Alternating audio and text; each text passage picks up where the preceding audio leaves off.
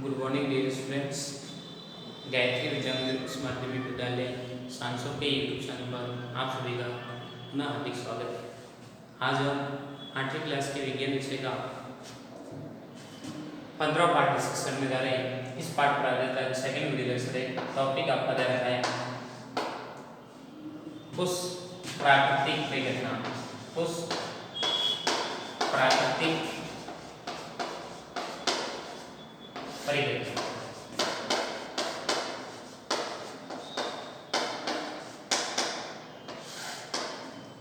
तो देखिए, आपने काफी चीज को कल समझा भी था। प्रकृति क्या होती है, प्रकृति के क्या क्या घटक होते हैं, प्रकृति में कौन कौन सी परिघटना संपन्न हो सकती है। तो इसको हमने काफी चीजों को आपको सामने पेश करके बताया भी था और आपने समझा भी एक चीज को। तो आप जानते हैं कि प्रकृति में कुछ ऐसी परिघटना घटित होती रहती है जो डायरेक्ट इनडायरेक्ट अकस्मात होती है और उससे जनजीवन तथा आसपास का वातावरण अफेक्टेड होता हुआ देखा जाता है। जनरली आप जानते हैं कि प्रकृति ने जो प्रकृति को संवारने के लिए कई प्रकार की ऐसी सामग्री जनरेट कर रखी है, परंतु कुछ ऐसी विपरीत परिस्थितियाँ, विपरीत कंडीशन आ जाती है तो उसमें विभिन्न प्रकार के इफेक्ट उत्पन्न हो जाते हैं। जैसे मानवीय क्रियाकलाप या प्रकृति खुद अपने आप विशेष प्रकार की कंडीशन में अपनी स्थिति बदलती रहती है तो उसके अनुरूप कई प्रकार की ऐसी घटना हो जाती है। जैसे जन धन और बात करें जन धन मानव की क्या होती है, हानि होती हुई देखी जाती है। तो देखिए, इस प्राकृतिक परिघटना के अंतर्गत मैंने आपको बताया कुछ प्राकृतिक परिघटना जैसे ज्वालामुखी विस्फोट, ज्वालामुखी विस्फोट,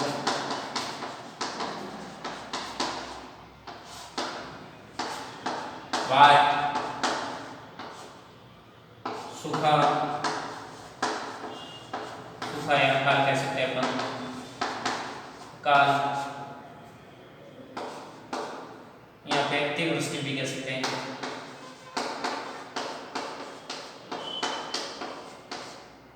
अतिवृष्टि, उसके बाद में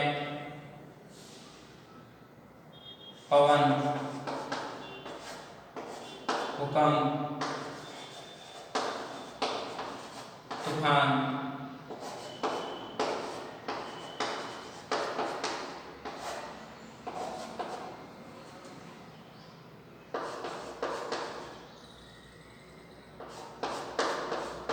मनोवृत्ति,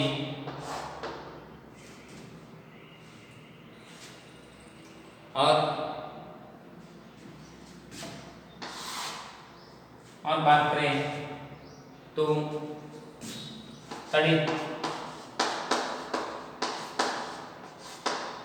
तड़ित का मतलब बिजली से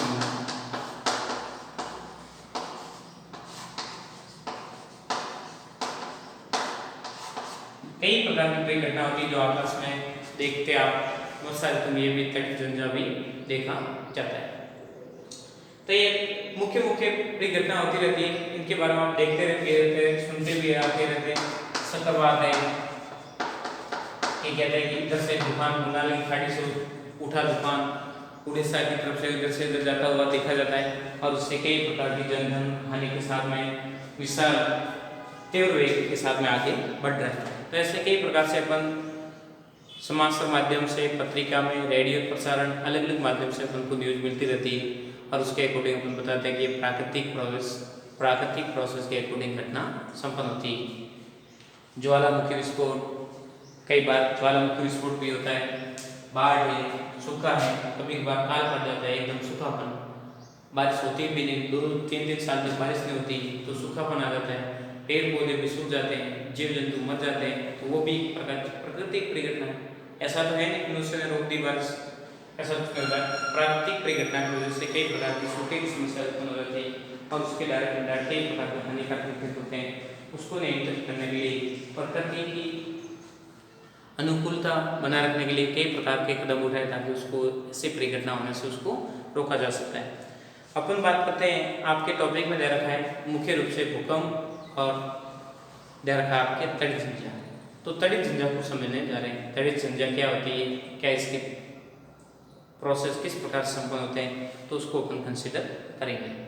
तो देखिए तड़ी झंझा, तड़ी झंझा को अपन समझने जा रहे हैं, जो आपके सामने ये सारी प्राकृतिक परिघटना का मेजॉरिटी में डिटेल दे रखी है, उसको आप एक बार स्क्रीनशॉट द्वारा सेव कर सकते हैं। फिर आगे देखते हैं तड़ी झंझा।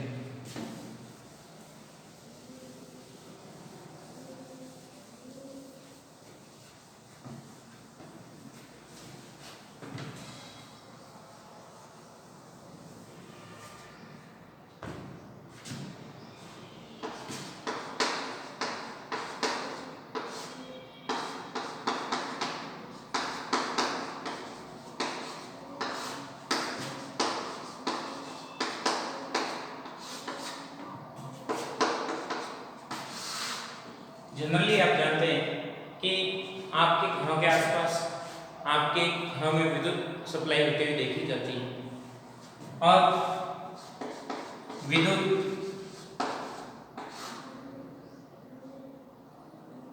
विद्युत धारा का संचालन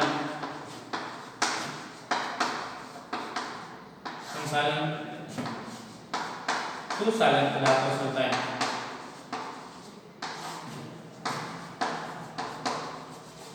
परंतु आपने कभी बार देखा होगा कि घरों के आसपास बिजली के तारों में चिंगारियां उत्पन्न होती है। क्यों उत्पन्न होती है?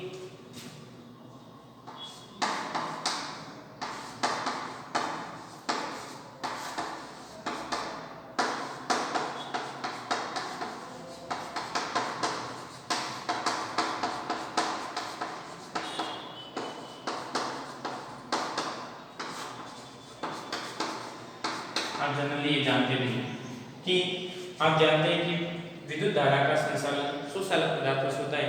परंतु कभी कभार आप देखते हैं बिजली के तारों की आपकी चिंगारियां उत्पन्न होती है। मतलब क्या कहते हैं कि मतलब फॉल्ट हुए शॉर्ट सर्किट हो रहा है। तो शॉर्ट सर्किट से आप क्या तात्पर्य है, आप क्या समझते हैं उससे? कि आपको पता है सुचालक पदार्थ क्या होता है? ऐसे पदार्थ होते हैं जिसमें विद्युत धारा का आसानी से संचालन हो पाता है। तो उसमें विद्युत धारा का आसानी से संचालित हो पाती है, परंतु कभी कभार शॉर्ट सर्किट होता है, क्या इफेक्टेड हो सकता है।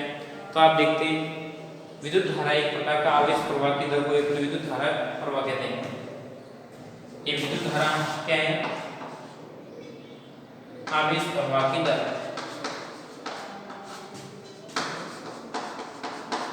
आवेश प्रवाहित होता है, ठीक है ना। इसमें क्या होता है? आवेश। और आवेश जनरली आप देखते हैं कि आवेश कब उत्पन्न होता है? आवेश की उत्पत्ति की बात करें तो उत्पन्न होने का प्रोसेस है घर्षण या अर्गड़न के कारण आवेश उत्पन्न हुआ देखा जाता है। जब कोई भी दो चीजों को अपन जोर से खींचते हैं तो उससे चिंगारियां उत्पन्न होती है। कभी कभार आप छोटे थे तब आपने देखा भी होगा, जब दो पत्थरों को आपस में ऐसे टकराते हैं तो उससे चिंगारियां उत्पन्न होती है। या कभी कभार आप लोहार की दुकान के आगे से गए होंगे तो लोहा उसको जोर से पीटता है और पीटने को भी छोटी चिंगारियां उससे निकलती है। तो क्यों उत्पन्न होती है? क्योंकि घर्षण उनमें उत्पन्न होने की वजह से दो सतह टकराती है और टकराने की वजह से सतह में जो आवेश उत्पन्न होता है और वो प्रोसेस देखा जाता है। जनरली अपन बात करते हैं, तो आवेश कितने प्रकार का होता है? बेसिकली आवेश दो प्रकार का होता है। आवेश कितने प्रकार के होते हैं? दो प्रकार के, धनावेश और ऋणावेश। धनावेश और ऋणावेश।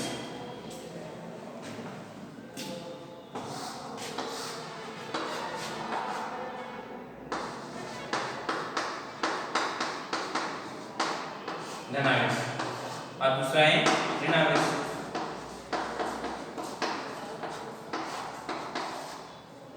जब आप जानते हैं जब समान तारों में आप पास लाते हैं, जब समान तार पास लाते हैं तब उसमें प्रतिकर्षण होता है और उसमें किसी भी प्रकार की चिंगारी उत्पन्न नहीं होती। परंतु जब विपरीत तार पास आते हैं तो उसमें क्या होता है? अट्रैक्शन होता है और अट्रैक्शन होने की वजह से उसमें क्या होता है? शॉर्ट सर्किट उत्पन्न होता हुआ देखा जाता है। जब विपरीत तार मिलेंगे तभी आपने घर पे भी देखा होगा, छोटी बैटरी लेके ऐसे भी आप तारों को टच करोगे तो विपरीत सिरों को आप मिलाते हैं तब आपकी चिंगारी उत्पन्न होती हुई देखी जाती है। तो आप ध्यान रख सकते हैं कि आवेश दो प्रकार के होते हैं, धनात्मक और ऋणात्मक। समान समान आवेश में क्या होता है, पॉजिटिव पॉजिटिव या नेगेटिव नेगेटिव। दोनों में आकर्षण बल किसी भी प्रकार का नहीं पाया जाता है। इसमें क्या कौन सी प्रक्रिया होती है, प्रतिकर्षण प्रभाव उत्पन्न होता देखा जाता है। परंतु नेगेटिव पॉजिटिव या पॉजिटिव टू नेगेटिव, इस कंडीशन में आपके क्या होता है, आकर्षण प्रोसेस देखा जाता है। और आकर्षण प्रभाव की वजह से वो एक दूसरे आवेश पास पास आते हैं और एक दूसरे आवेश हाईली अट्रैक्शन और हाईली विपरीत प्रभाव विपरीत घर्षण के होने की वजह से जब टकराते हैं और टकराव होने की वजह से उसमें क्या उत्पन्न होता हुआ देखा जाता है, आवेश उत्पन्न होता हुआ देखा जाता है। ये जनरली आपके बात दिमाग में से कि आवेश क्या होते हैं, आवेश की उत्पत्ति किस कारण होती है। तो उत्पत्ति का फैक्टर आपको पूछे तो आवेश की उत्पत्ति का कारण पूछे तो आपको बताना है घर्षण या रगड़न के कारण आवेश उत्पन्न होता हुआ देखा जाता है। दिमाग बात रहेगी। आगे अपन देखने जा रहे हैं कि तड़ित भी एक प्रकार का विशाल मात्रा में उत्पन्न होने वाला बादलों में एक प्रकार का आवेश है। ये भी क्या है, तड़ित की वैसे डिटेल देखें बहुत बड़ी कहानी है, बहुत बड़ा इसके विषय हिस्ट्रिकल लॉजिकल मैटर है। उसको वैसे तो विस्तार से अपन कल स्टडी करेंगे। फिर भी आप नॉर्मली प्रोसेस के अकॉर्डिंग बताएं तो आज अपन ने देखा, एक बार जो पढ़ा है उसको मैं दोहरान करवा रहा हूँ, फिर बाद में इसको हटा के फिर बाद में थोड़ा बहुत तड़ित पे भी डिस्कशन अपन करेंगे। देखिए कि तड़ित या बिजली का समगना विद्युत धारा का संचालन सुचालित पदार्थ में होता है और बिजली के तारों में चिंगारी उत्पन्न होती है। कारण क्या है, अब फर्स्ट बात पूछी जा रही, विद्युत धारा है क्या, आवेश प्रवाह होने की दर, आवेश कैसे उत्पन्न होता है, घर्षण या रगड़न के कारण उत्पन्न होता है। आवेश दो प्रकार के होते हैं, धनावेश और ऋणावेश। समान समान प्रकार के आवेश में प्रतिकर्षण बल उत्पन्न होता है, जबकि विपरीत प्रकार के बल होते हैं, विपरीत प्रकार के आवेश होते हैं उसमें आकर्षण बल उत्पन्न होता है। उसकी वजह से चिंगारी उत्पन्न होती हुई देखी जाती है। तो देखिए बिजली के तार होते हैं तो उसी में भी आपने देखा होगा कि तार के एक बार क्या होते हैं, लूज होते हैं। तार क्या होते हैं, लूज।